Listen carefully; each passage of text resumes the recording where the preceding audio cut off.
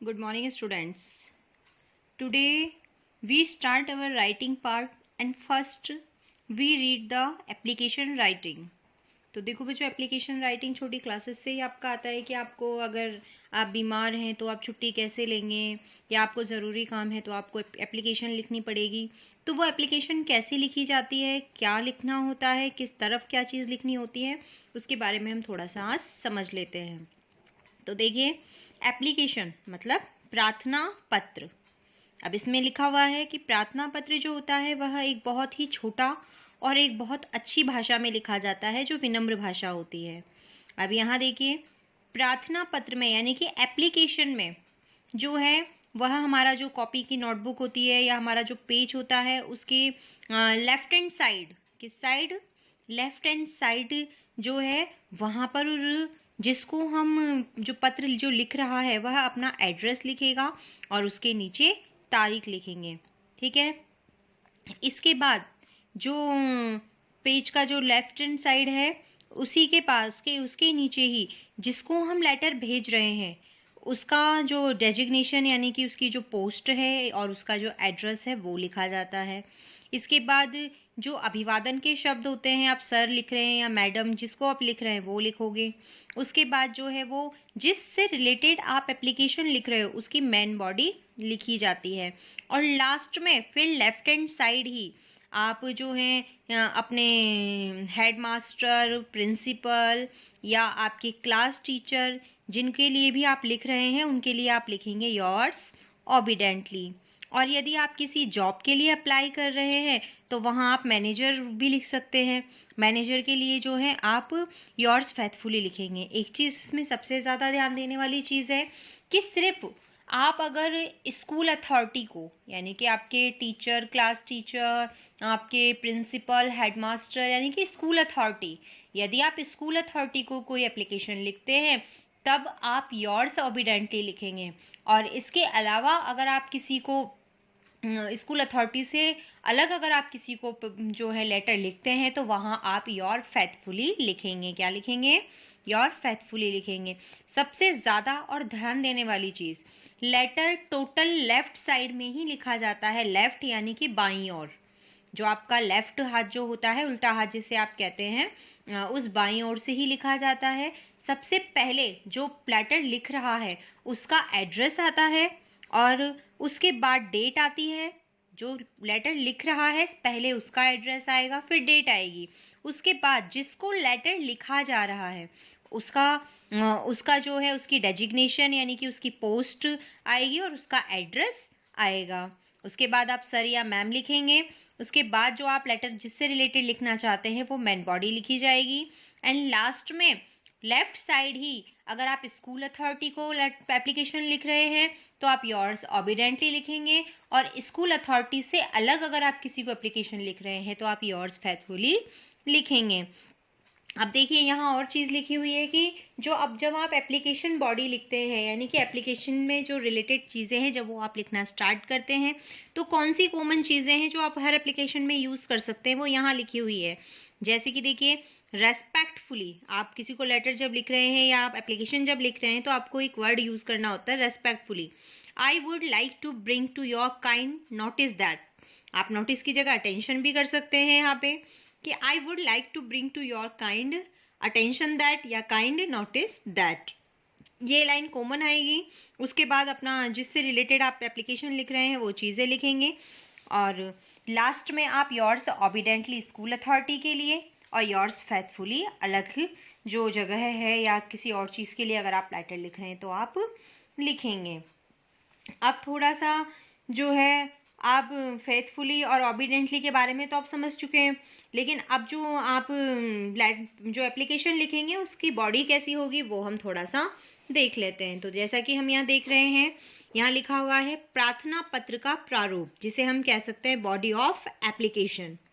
Body of application starting में देखिए लिखा हुआ है एड्रेस। एड्रेस किसका? जो लेटर लिख रहा है उसका एड्रेस आएगा, डेट आएगी। उसके बाद जिसको एड्रेस लिखा जा रहा है यानी जिसको एप्लीकेशन लिखी जा रही है, प्रिंसिपल को लिखी जा रही है, हेडमास्टर, हेडमिस्ट्रेस या किसी और को, यानी कि जिसको पत्र हम भेज रहे हैं उनका जो है डेजिग्नेशन हो गई। अब वो कहाँ के प्रिंसिपल हैं उस जगह का नाम आ जाएगा, या कहाँ के वो मैनेजर हैं उस जगह का नाम आ जाएगा। फिर आप सर या मैम लिखेंगे। सर या मैम लिखने के बाद जो आपकी बॉडी ऑफ एप्लीकेशन यानी कि आप सब्जेक्ट लिख सकते हैं, और फिर आपका जो है बॉडी ऑफ लैंग्वेज स्टार्ट होती है या बॉडी ऑफ एप्लीकेशन स्टार्ट होती है, जिसमें आप रिलेटेड टॉपिक जिससे आप एप्लीकेशन लिखना चाहते हैं वो सारी चीज़ें इसमें आएगी। जिसमें मैंने एक लाइन आपको कॉमन बताई थी, वो लाइन कॉमन लाइन थी, I would like to bring to your kind notice that. उसके बाद आप अपनी रिलेटेड टॉपिक के बारे में लिखेंगे, और लास्ट में योर्स ऑबिडेंटली या योर्स फेथफुली में से किसी एक का जो है जो सुटेबल है आपकी एप्लीकेशन के लिए।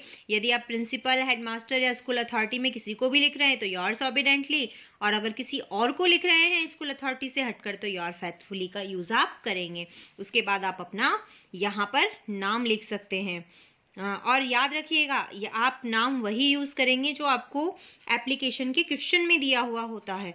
अगर उसमें नाम नहीं दिया हुआ है तब आप अपनी मर्जी का नाम लिख सकते हैं, और अगर उसमें नाम दिया हुआ है तो आपको वही नाम लिखना है जो कि आपको क्वेश्चन में दिया हुआ है। जैसा कि अब हम एक एप्लीकेशन यहाँ पर लिखी हुई है जिसे हम देख लेते हैं। देखिए यहाँ लिखा हुआ है एप्लीकेशन फॉर लीव, यानी कि बीमारी के लिए या फिर 3 दिन की छुट्टी के लिए। बीमारी तो यहाँ नहीं है, यहाँ लिखा हुआ है एप्लीकेशन फॉर लीव यानी कि छुट्टी के लिए एप्लीकेशन। तो यहाँ दिया हुआ है यू आर रमेश या और रामा, या तो आप रमेश हैं या रमा हैं। Write an application to your headmaster headmistress to grant you leave for 3 days। यहाँ बताया गया है कि आप रमेश या रमा हैं, आप अपने जो प्रधानाध्यापक या प्रधानाध्यापिका हैं उनको आप एक एप्लीकेशन लिखेंगे जिसमें आप उनसे 3 दिन की छुट्टी मांग रहे हैं। तो जैसा कि अब हम देख रहे हैं, सबसे पहले यहाँ पे एड्रेस लिखा हुआ है। यहाँ एड्रेस आप अपना लिखेंगे, अपने आप को रमेश या रमा मानकर आप अपना एड्रेस यहाँ लिखेंगे। ये एड्रेस आपको क्वेश्चन में नहीं दिया हुआ है, इसीलिए आप चाहे तो किसी भी एड्रेस का यूज़ कर सकते हैं।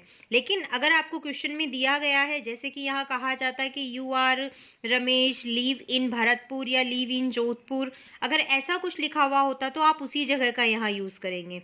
लेकिन यहाँ क्वेश्चन में ऐसा नहीं लिखा हुआ है, इसीलिए आप अपनी जो अपनी मर्जी है उसका एड्रेस आप ले सकते हैं। जैसा कि एड्रेस लिखने का तरीका भी यहाँ दिया गया है कि जो आपकी घर की संख्या, यानी कि किस कॉलोनी में आप रहते हैं तो आपका जो हाउस नंबर है, जो प्लॉट नंबर है वो नंबर, उसके बाद आप कौन से नगर यानी कि किस कॉलोनी में रहते हैं और वो कॉलोनी कहाँ पर है। तो यहाँ दिया गया है भरतपुर के कृष्णा नगर में, कृष्णा नगर के 215 नंबर घर जो है वो घर बताया है। तो इस तरह से आप एड्रेस लिखेंगे। तो देखिए यहाँ एड्रेस दिया है 215 कृष्णा नगर जो कि भरतपुर में है। यह एड्रेस हो गया। जैसा कि आपको बताया था कि भेजने वाला अपना पहले एड्रेस लिखेगा, नेक्स्ट लाइन में वो अपनी डेट लिखेगा। डेट लिखने का तरीका भी आप देख लीजिए, ऐसा ना हो कि आप जो है 8/8/2020 2021 ऐसा लिखेंगे, नहीं। इसकी डेट लिखने का अपना एक तरीका होता है। वो तरीका है, सबसे पहले आप मंथ लिखेंगे जो कि इंग्लिश में होगा, आप फुल स्पेलिंग्स के साथ लिख सकते हैं, या फिर आप जो है फुल स्टॉप का यूज़ भी इसमें है, सॉरी, जो आप स्टार्टिंग के 3rd वर्ड्स का यूज़ करने के बाद डॉट लगाकर भी इसे लिख सकते हैं। वैसे सबसे बेस्ट जो लिखने का तरीका है वो यही माना जाता है कि आप फुल मंथ का नाम लिखें, उस मंथ की डेट लिखें, फिर कोमा लगाकर आप जो ईयर चल रहा है वो ईयर लिखें, जो कि आपको साफ साफ दिख भी रहा है कि 8 अगस्त 2000, अब हम यहाँ 21 कर देंगे। अब ये लेटर आप ये एप्लीकेशन आप किसे लिख रहे हैं, ये आप अपने जो हैं किसी हेडमास्टर या हेडमिस्ट्रेस को लिख रहे हैं, तो उनकी पोस्ट यहाँ आ जाएगी। जैसा कि आपको बताया था कि जिसको आप लेटर या जो आपकी एप्लीकेशन है जिसे आप लिख रहे हैं, जिनको आप ये एप्लीकेशन लिख रहे हैं, उनके डेजिग्नेशन का मतलब है पोस्ट, तो पोस्ट है उनकी द हेडमास्टर। तो हेडमास्टर को आप ये एप्लीकेशन लिख रहे हैं, वो हेडमास्टर कहाँ के हैं वो भी आपको बताना पड़ेगा। जैसे कि यहाँ लिखा हुआ है कि वो हेडमास्टर हैं आदर्श सेकेंडरी स्कूल आदर्श नगर भरतपुर। वो कौन से स्कूल के हैं? आदर्श सेकेंडरी स्कूल आदर्श नगर के हैं, जो कि भरतपुर में है, वहाँ के वो हेडमास्टर हैं। तो यहाँ जिसको आप एप्लीकेशन लिख रहे हैं उसका पता भी आ गया। उसके बाद उनका सम्मान का शब्द जो हमने आपको बताया था, आपने यहाँ हेड मास्टर लिखा है तो आप सर लिखेंगे, हेड मिस्ट्रेस लिखा होता तो यहाँ पर मैडम आता। अब वही लाइन देखिए, रेस्पेक्टफुली, सम्मान के साथ स्टार्टिंग आपको किससे करनी है? रेस्पेक्टफुली से की गई है। फिर देखिए, I have to inform you that I have been suffering from fever since last evening. So I am unable to attend the class from August 8 to August 10. Kindly grant me leave for 3 days only. Last में thank you बोला गया। यहाँ बताया गया है कि सम्मानपूर्वक मैं आपको ये सूचित करना चाहता हूँ कि मैं पिछली शाम से ही मैं बुखार से पीड़ित हूँ, इसीलिए मैं विद्यालय की कक्षा जो है वो अटेंड नहीं कर सकता, इसीलिए मुझे 3 दिन की छुट्टी चाहिए 8 अगस्त से 10 अगस्त के लिए। Kindly grant me leave for 3 days only, इसलिए कृपया कर मुझे 3 दिन का अवकाश या छुट्टी प्रदान करें। थैंकिंग यू आपको लिखना होगा। एप्लीकेशन खत्म होने के बाद थैंकिंग यू आपके लिए जरूरी है लिखना, तो आप लिखेंगे थैंकिंग यू, जिसमें आप जो है सामने वाले को धन्यवाद देंगे क्योंकि उन्होंने आपकी एप्लीकेशन को एक्सेप्ट किया है। उसके बाद देखिए लेफ्ट हैंड साइड में ही ये स्कूल अथॉरिटी को लिखी गई एप्लीकेशन है, इसीलिए यहाँ पर लिखा हुआ है योर्स ऑबिडेंटली। अगर ये स्कूल अथॉरिटी की नहीं होती तो आप क्या लिखते, योर्स फेथफुली।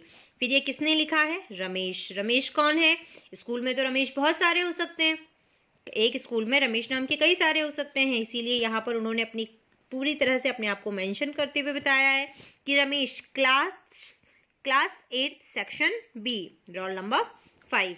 तो ये इस तरीके से आपको एप्लीकेशन लिखनी है जो कि आप किसी स्कूल अथॉरिटी को लिखते हैं। तो ये एप्लीकेशन लिखने का तरीका है, आपने अच्छी तरह से देख लिया है कि सबसे पहले आपको अगर आप जो एप्लीकेशन लिख रहा है उसका एड्रेस आएगा, फिर नेक्स्ट लाइन में डेट आएगी, एक लाइन आपको छोड़नी है, उस लाइन को छोड़ने के बाद आप जिसको एप्लीकेशन लिख रहे हैं उनकी पोस्ट आएगी, उसके बाद वो वहाँ किस जगह पर है उनका एड्रेस आएगा, उसके बाद आप सर या मैम जो भी आप जिनको लिख रहे हैं उस अकॉर्डिंग आप सर और मैडम वर्ड का यूज़ करेंगे। रेस्पेक्टफुली से आप एप्लीकेशन ऑफ या बॉडी ऑफ एप्लीकेशन की स्टार्टिंग करेंगे। कॉमन लाइन को आप यहाँ यूज़ कर सकते थे, जैसे कि हम यहाँ कर सकते थे respectfully I would like to bring to your kind notice that I have been suffering from fever since last evening. आप ये लाइन भी लिख सकते थे अगर आप कॉमन लाइन यूज़ करना चाहते हैं तो। उसके बाद देखिए अगर स्कूल अथॉरिटी है तो योर्स ऑबिडेंटली, स्कूल अथॉरिटी से अनदर अगर आप किसी और को लिख रहे हैं तो योर्स फेथफुली।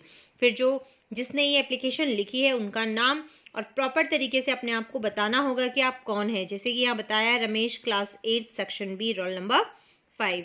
तो ये तरीका था आपके एप्लीकेशन लिखने का, जिसमें आपको एक एप्लीकेशन पूरी तरह से समझा दी गई है और बाकी एप्लीकेशंस भी आपको उसी तरीके से लिखनी है। इसका तरीका जो है वो ऐसा ही है जिस तरीके से आप इसको लिखेंगे।